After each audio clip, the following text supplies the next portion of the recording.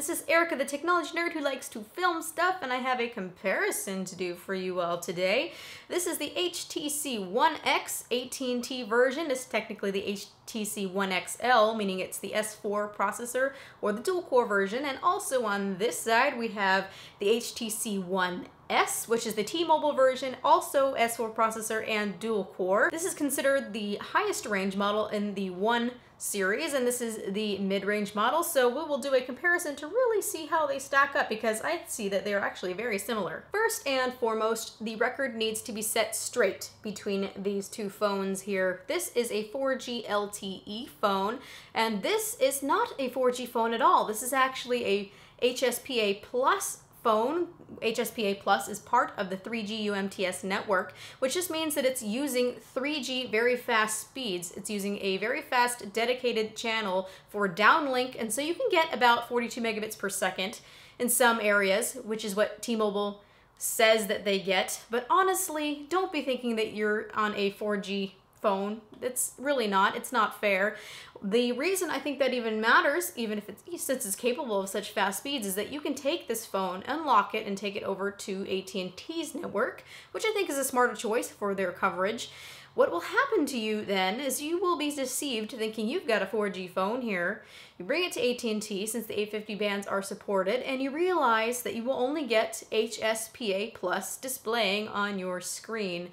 That will really suck for you, because whatever the HSPA Plus cap in your area is, you won't be able to get 4G. That is what I'm trying to tell you, is do not buy into T-Mobile's fakeness. This has the radio technology for 4G, and this one doesn't. So how about for antennas, Wi-Fi, Bluetooth, GPS? The Wi-Fi on both these phones is very good. I haven't had any issues with it. The Bluetooth connects right away. I do have a Bluetooth speaker, which these both connect to without any issue and stay connected. So how is the GPS comparison on these two phones? Really, I think that they are about equal in terms of connectivity and how strong their antennas are.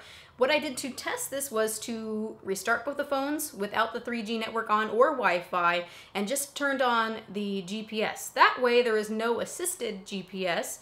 They both got a fix within like 10 seconds, which is insane, whereas some phones will take a lot longer. So they have very strong GPS antennas. That is nice because Google Maps has been updated to be able to save 10-mile radius maps on your phone, so you no longer need 3G to be able to load and use those maps.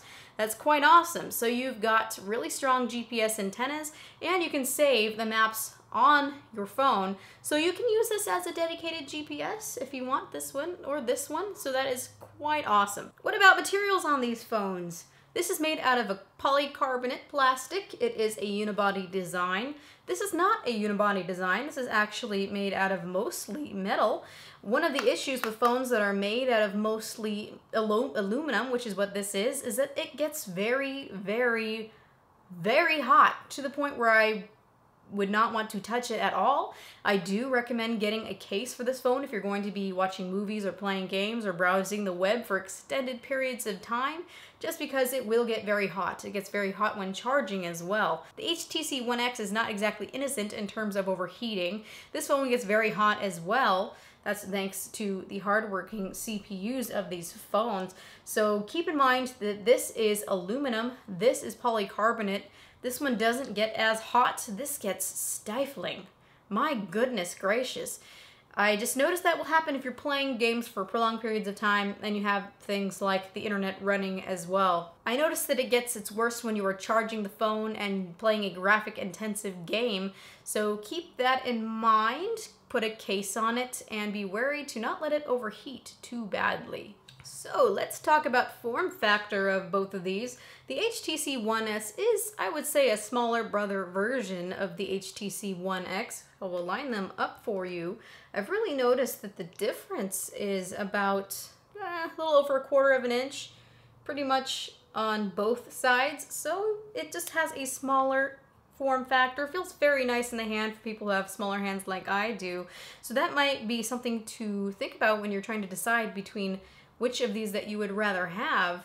Even though the size of these phones and the materials that they are made with are very different, the overall phone feels almost exactly the same. If you look here, all the openings and ports and buttons are in the exact same place. You have your charging port here. On the top you have a microphone here, you have your standard headphone jack, you've got your power button. On this side you have nothing but your volume rocker. On the bottom you've also got another microphone. On the back here you have a front-facing camera with a single LED flash. The cameras are both 8 megapixels and are very, very similar. I will get into that in a little bit. They both protrude. I find that unfortunate because it kind of forces you to get a case for both of these phones. Just keep in mind that on both of these, the camera protrudes and the glass is exposed and vulnerable. So here is an up close of the displays of these phones. This is a 4.3-inch display. This is a 4.7-inch display. Both have Gorilla Glass. I get frustrated with the Gorilla Glass situation because people say, oh, in an uneducated manner, that Gorilla Glass is 100% unscratchable. That could not be further from the truth. While it is a very hard glass, it still will get very fine scratches here and there. On the hardness scale, Mohs hardness scale, it's at about a 7. And if you look at most abundant minerals on this planet, quartz for instance, which is sand, it will scratch the screen on the phone very easily. So don't tell me that you have never ever gotten any even remotely small scratch on a Gorilla Glass screen, because it's going to happen. The one unfortunate thing about having Gorilla Glass is that it's a very hard glass and it shatters very easily. I hear people talking all the time that they drop their HTC ONE X and it is pretty much a bezel-less phone, so if you drop this on the floor, it shatters pretty much just from a couple inches from the ground. Same thing with HTC ONE X, so keep that in mind. Get a case, put a screen protector on it if you do not want to get small scratches here and there at one point or another. The panel technology on the HTC ONE X and HTC ONE XL is Super LCD 2. It is very, very vibrant. It is really just the same as other LCD panels, but it's more vibrant and richer in color. It still is no match for the color saturation for Super AMOLED. This is a Super AMOLED panel. This is actually 960 by 540 resolution, so it is not an HD panel. It is pentile as well, but it is still extremely sharp and very, very beautiful. So really, I can't knock it much for not being the 1280 by 720p of this display. I think really it's going to come down to your own preference. Do you like Super AMOLED or do you like LCD? I can tell you the LCD is a bit more mature of a technology and there are less issues with it, especially pixel burn-in. The problem that you have with AMOLED displays is that they are diodes, light-emitting diodes, and those do wear out over time. It's not the same as a backlit pixel like LCD. So keep in mind that colors like blue wear out the fastest, unfortunately, which is why this is pentile. There are actually less blue pixels in a pentile display so that it helps to not have the blue pixels die out so quickly. That is really the point of having a pentile display, but in all actuality it almost looks as sharp as the display on the HTC ONE X. It's really just going to come down to your preference, but I don't knock it for not being HD. The processors on these phones are actually exactly the same. They are both a dual-core Snapdragon processor clocked at 1.5 gigahertz. As far as the GPU, I wish that they had gone with a better GPU. It does have the quite aged Adreno 225 GPU, which doesn't do that great with frame rates. It's alright, but when you're playing heavy graphic intensive games like Cordy here, it will drop frames here and there and doesn't look all as smooth as the Mali 400 that you'll find on the Galaxy S3. So I find that it has the exact same performance as far as frame rates. It does drop here and there, although it's not very bad. If you're not someone who really cares about it looking as smooth as butter as far as frame rates, this is a very excellent phone, and I really wouldn't worry about it. But otherwise, I would go for the quad-core version of the HTC ONE X and skip the HTC ONE XL or the ONE S altogether. The user interface on both of these phones is exactly the same. Really, to me, these phones feel like exactly the same phone with a different size and a different screen.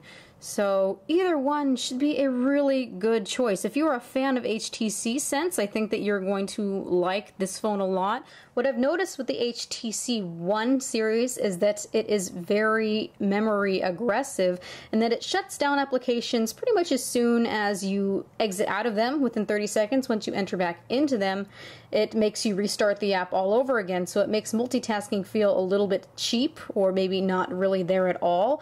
I wonder if that has to do with HTC Sense 4.0 being very memory intensive, and if that has to do with why it's shutting down, because it has to give so much to HTC Sense, and then if you have a bunch of apps running, it has to close out certain things as it calls necessary. So let me show you how that works exactly. So here you have QWERTY playing on both of these phones here.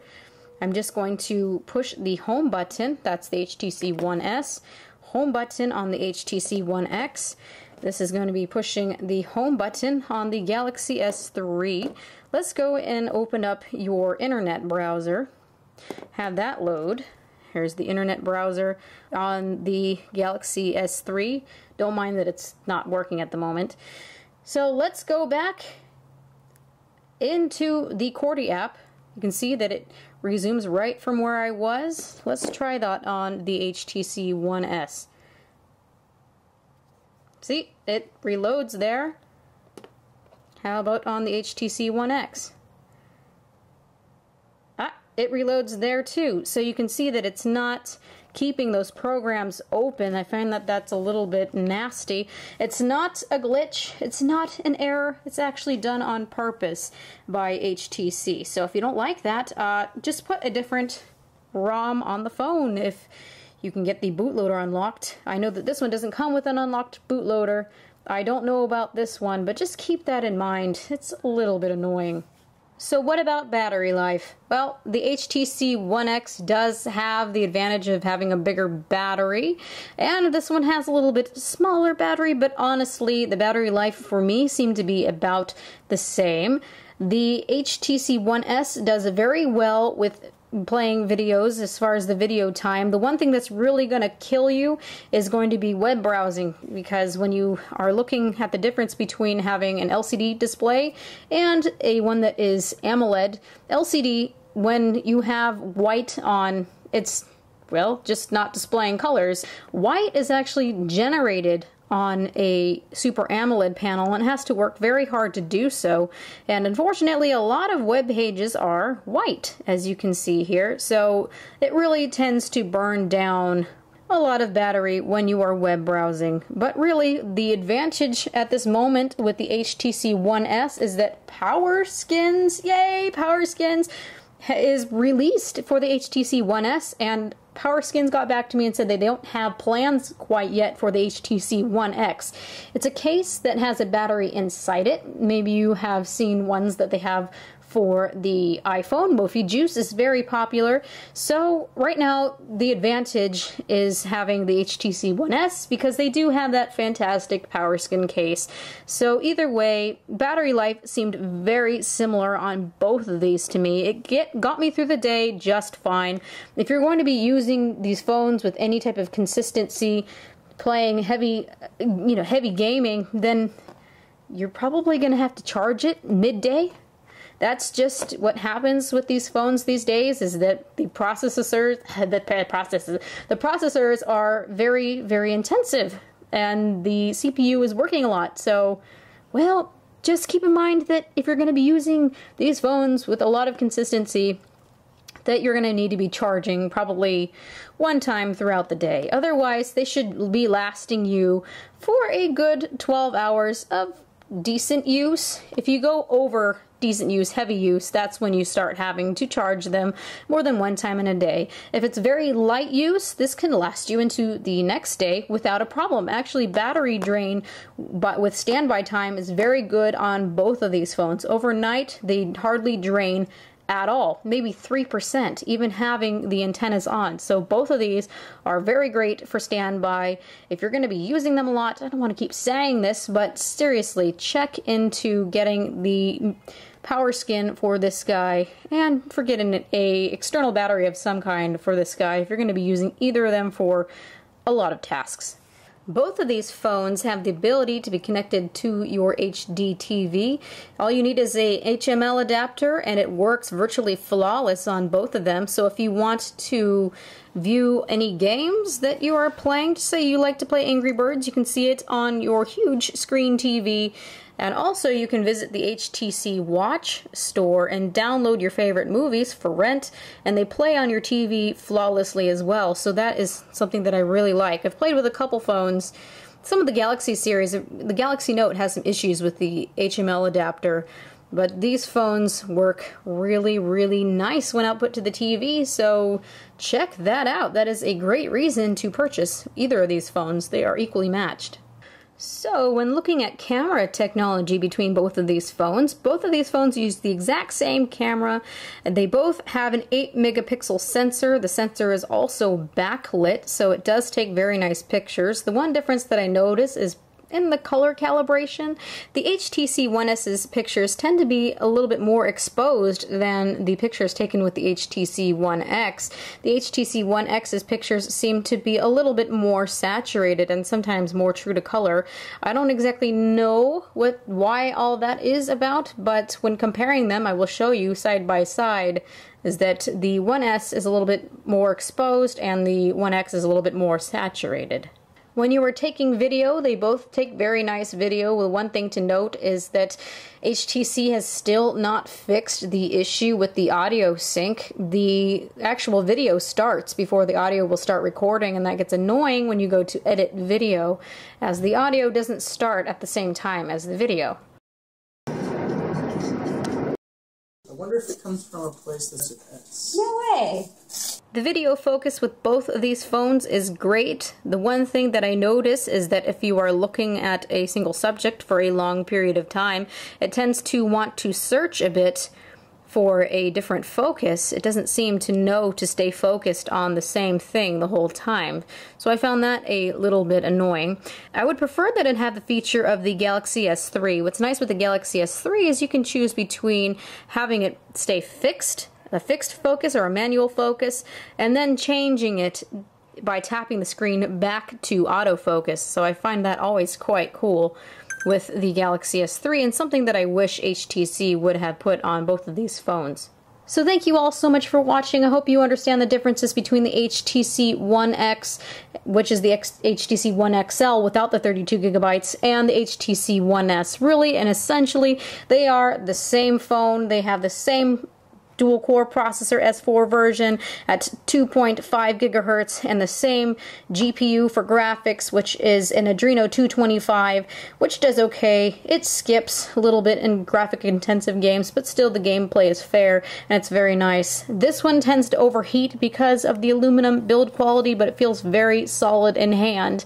They are both with Gorilla Glass, although I do recommend having a screen protector on both of them. The interface is exactly the same, has exactly the same capabilities, the exact amount of RAM is the same, so these phones are essentially the same. It's going to come down to whether you want to have an HD screen on this that is not AMOLED, maybe you don't like to have the risk of having burn-in, or if you really are a fan of the AMOLED really punchy colors, or just plain on size. If you want one that is of a smaller form factor, go with the HTC One S. Really, these phones are seriously the same.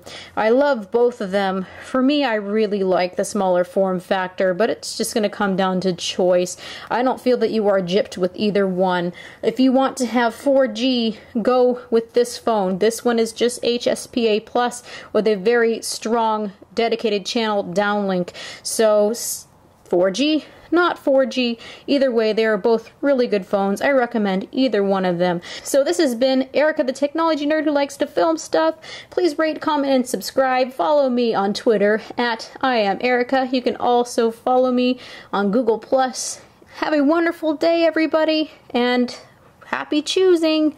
I don't think you were gypped on either phone. Bye!